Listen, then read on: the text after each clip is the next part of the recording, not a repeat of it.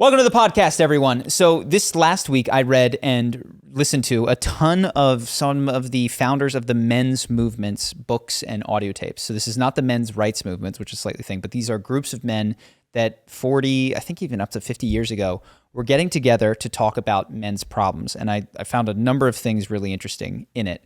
One is that the problems they identified are very similar to the ones that we sort of hear about today, that men feel disconnected from their emotions. That what they point out is that the advances of feminism, which they are lauding and feel very good about, have also created this edge of feminism, which says men are unnecessary, or all men are the R word, or male. The what it is to be a man is to be aggressive, and that needs to be the aggression in men. This competitive nature is a sickness, is an illness, and so you have these men that feel lost. And I think that's very common to what we see today. Robert Bly was one of these guys. He wrote a book called Iron John, which became a New York Times bestseller. And to me, he's interesting because he's Jordan Peterson-y-like in that he takes old myths and talks about the archetypal importance of them. And, we talked about King, Warrior, Magician, Lover, same sort of idea there. Iron John is a story, very briefly.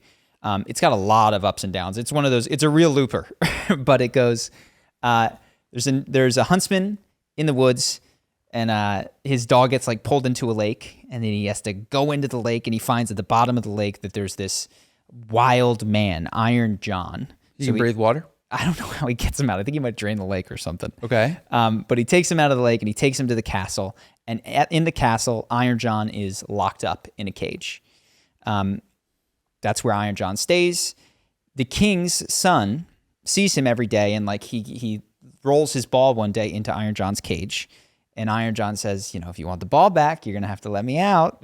And the kid gets afraid. And so there's a couple of invitations, and it's the same sort of thing, like the call to adventure is initially refused, and then eventually, which is significant, the little boy has to get the key, or decides to get the key, to get Iron John out of the cage. And the place that he gets the key is from underneath his mother's pillow.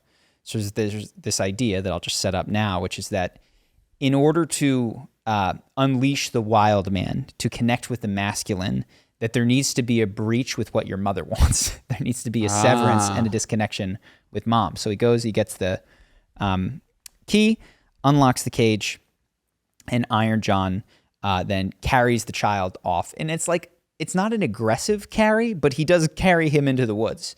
And then in the woods, this child then lives with Iron John. And I won't tell the whole story, but he has a number of sort of tests and tasks, and there's a bit of magic out there. Eventually, he comes back into the world as just a nobody into a different kingdom, and eventually becomes a warrior and rises up and takes his place as king, having actually earned it. This time, the boy, not just having earned it, with his connection to this wild magic of Iron John, ascends to kingship, marries the woman, but has to go through the process of climbing his way to the top. And so it's this idea that is, I think, really interesting of being born a prince, and then disconnecting from your mother and being cast into the wild, and then having to not crawl, but to establish yourself. Hercules' story. Yeah. The interesting thing. It's not dissimilar. Yeah. The interesting thing about the Hercules story, which you said last podcast, which was okay, he's got the throne. Now what? Mm-hmm. How is he as a king? Well, I think... Does the story just end there? He wins, gets the girl, is king, and sails off into the future? Yeah. So the question is, what kind of a king is this boy now? Yeah. Which is a really interesting question. It's almost, but what this is I think it's the story in many ways of a young boy's journey to become a man, but it's not being a man through becoming an elder and then dying, which is, those stories aren't often told, right? Those stories, that character is often the Obi-Wan. He's the non-central character in a lot of these stories. A lot of the stories are heroes' journeys of what it takes to move from boy to man. But then there's life after that. There is life as king. There are taxes and border disputes, all that kind of stuff. So anyway, this the thing that's interesting, or a number of things are interesting about this. I mentioned that the problems are all the same. Robert Bly has this idea that Iron John represents this wild masculine nature that has been chained up and put in cages in order to fit in socially into society, and that it is actually appropriate for men to unlock this. And part of what that is means disappointing your mother, separating from her. I think of a small way might be leaving college for you and going abroad instead, like not becoming the doctor or the whatever that she wants. Mommy wanted me. That breaking the rules. And if that's not done, if this wild, independent, free-spirited, but magical part of yourself isn't accessed, you stay forever in this little boy energy of trying to please your mother. And people are like, that's not me. But one of the things that I feel like I've seen in a number of journeys and psychotherapy and books is that even if you're not trying to please your mother, you will try to please someone. There is someone out there who has the approval that you need, whether it is society at large, a particular woman that you are dating, a woman that you'd like to be dating, a group of guys that you think is really cool, internet commenters. If you can't cut yourself off from what was very comfortable, which was this way of surviving as a child, as a boy, by seeking approval from your mother, you will not fully mature into your, masculine potential.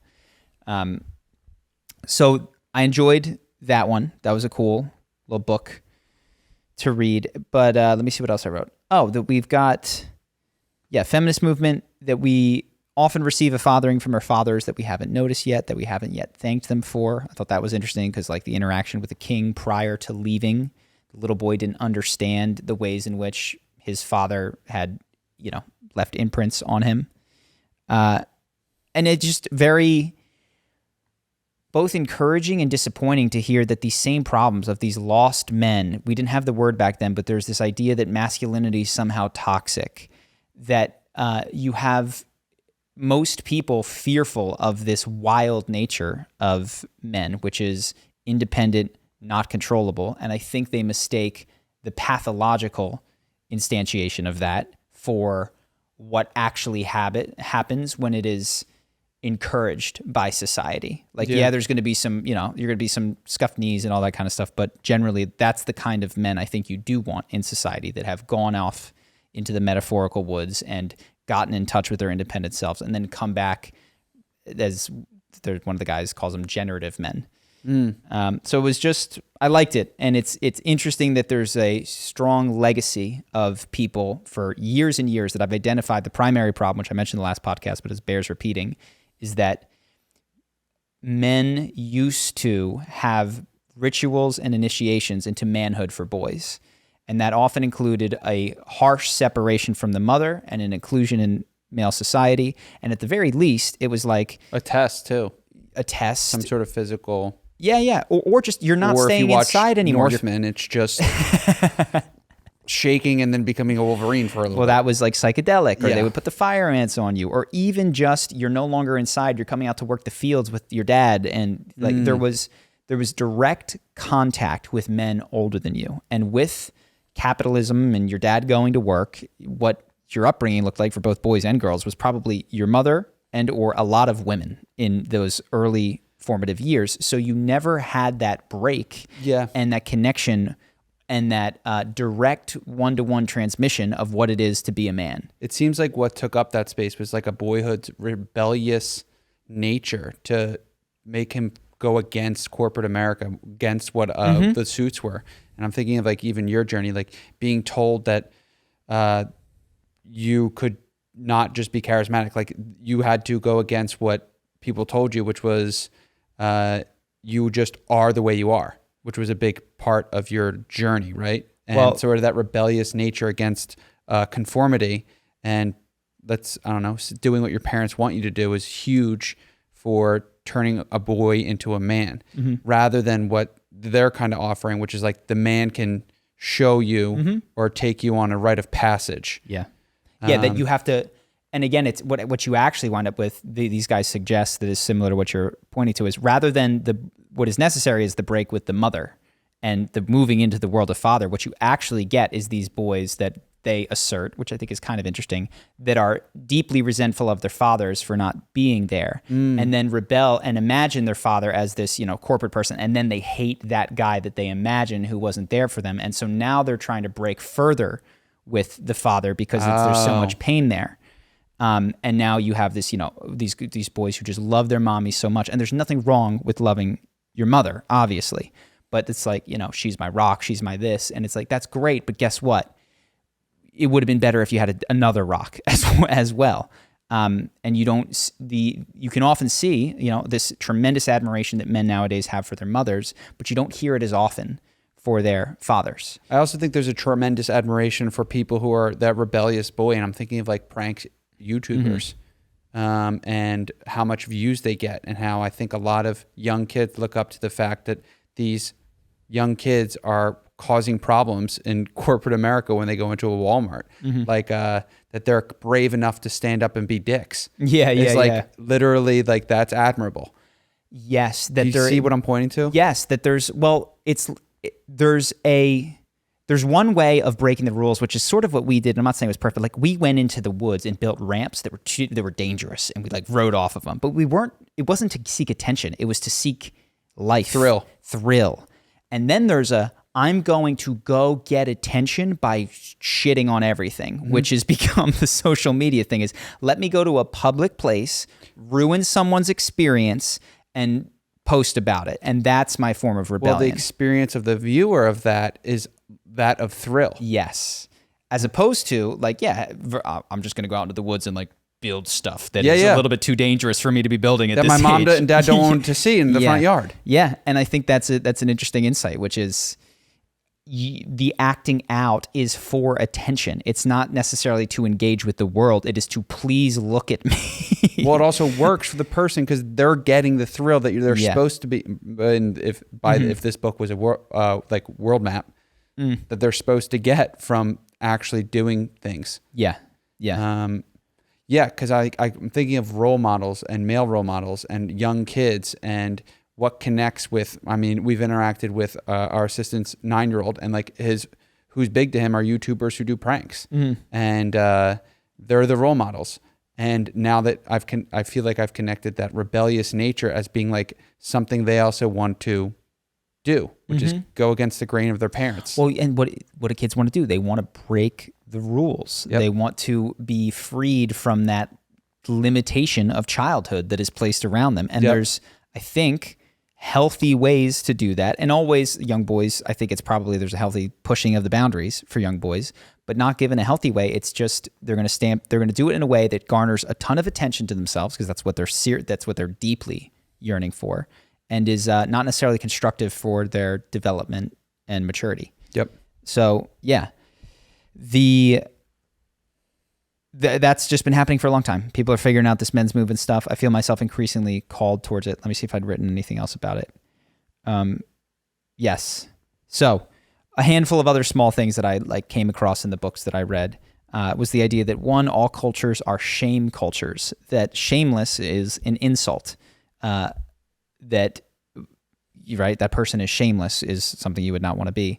But you can imagine how healthy it might be to sing shamelessly, or to dance shamelessly, or to speak your honest opinion shamelessly.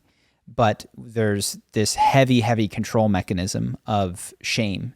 And the idea of being someone who doesn't have shame is like, that would be the worst kind of offense. That's shameless. So I thought that was just one interesting note. Where's that from? Where's that from? That was from, I think, I might have been working. I listened to this guy, Robert Moore, talk about the archetype of the lover.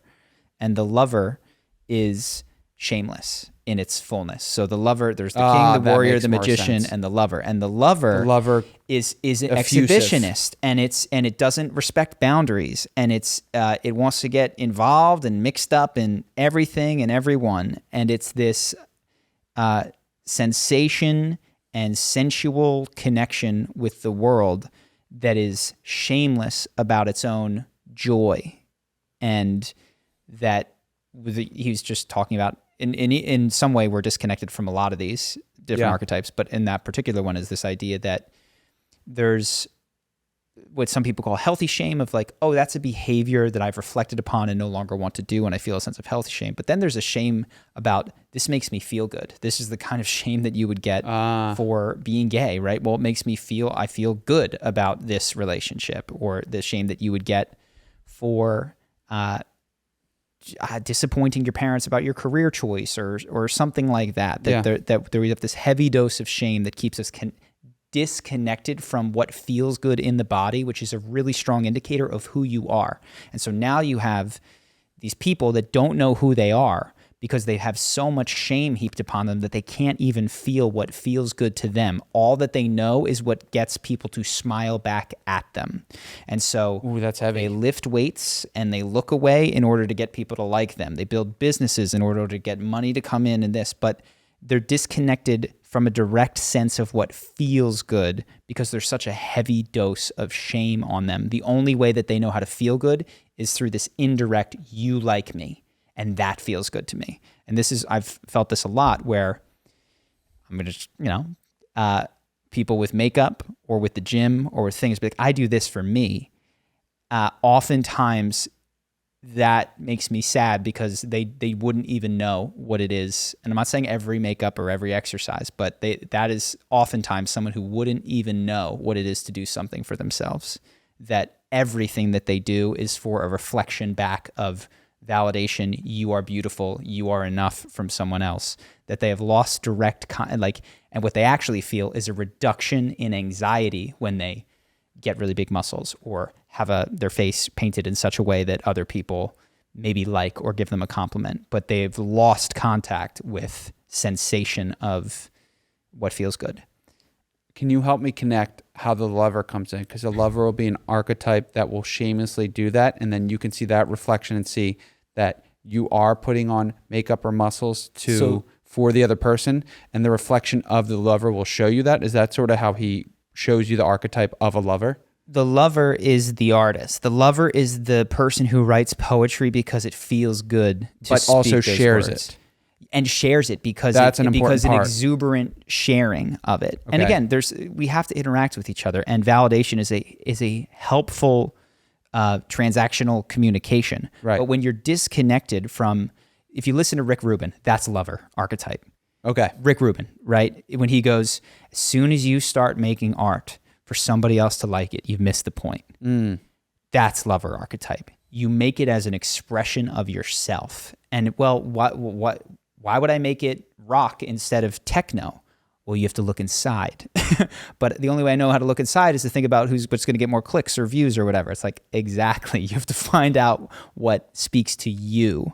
And that is sort of this lover archetype. Gotcha. That makes sense.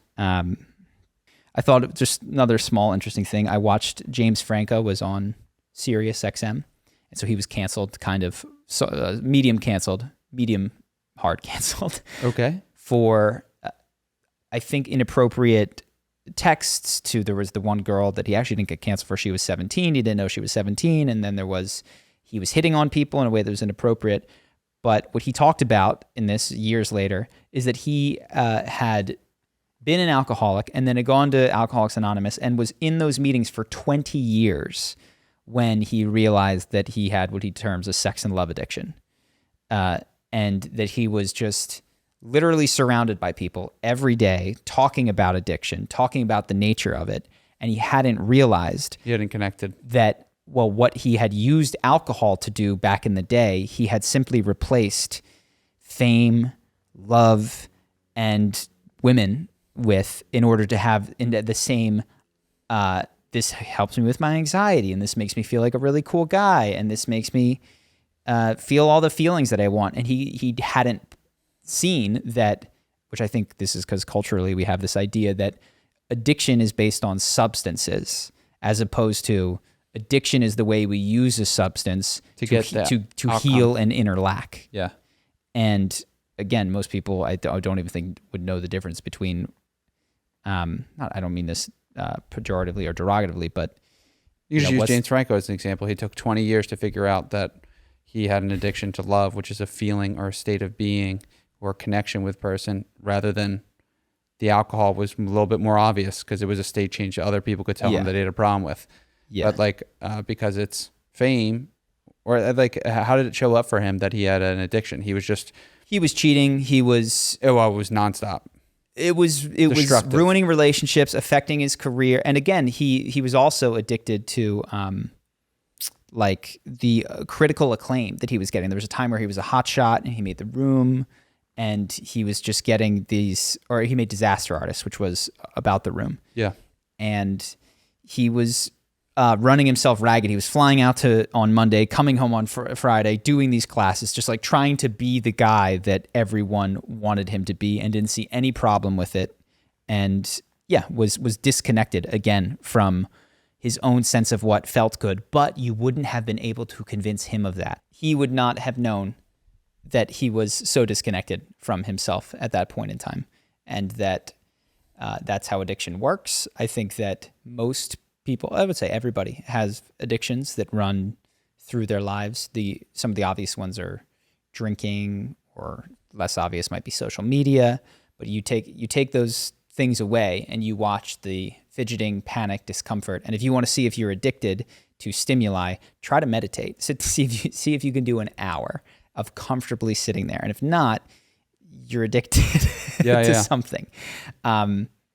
That's a very simple way to do it. And even if the addiction is simply thoughts about what you're going to get or things that you did wrong, like there's a constant sense of needing to escape the now. Yes. And which is very different than, I think meditation is a good litmus test for when you can sit comfortably in the now. And you also do some stuff to prepare for the future, perhaps to reflect on the past. Yep. That is not from an addicted state, but is from a much more conscious place. Yeah. So that was my James Franco. I think that's it. Did you have anything? Oh, there's one other thing that I'd written, which is we had journeys this last week. Yeah, we did. We don't have to go into all of them. We had my sister came out, my brother and my sister and I. We all did. His brother. Little schedule one. I don't want to say further, but yeah. So we did that together. It was really nice, really beautiful.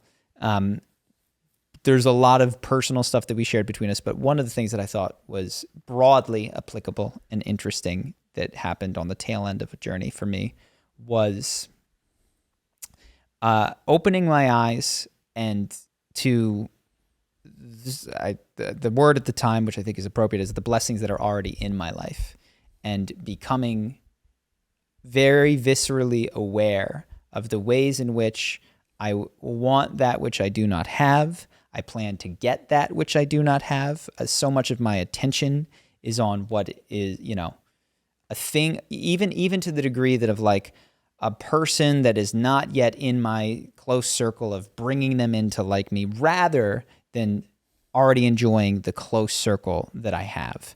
And so one of the things that came from that was just the obvious thing of podcasts. Be like, holy crap, I have all of these phone numbers in my phone of people that I've met that would be fantastic guests for the podcast. I've been in YouTube for 10 years and I haven't felt that. It was always, who don't I know that could come on the podcast, as opposed to like, what do I already have? And so it was just interesting. That was one relatively small way, but it draws the point of how blind to things that I already have access to, and how blind I can become to those things. Yeah, because you'd rather operate in that mode where you're always seeking more, because it's a distraction from settling in, which we just talked about, which is like the presentness of.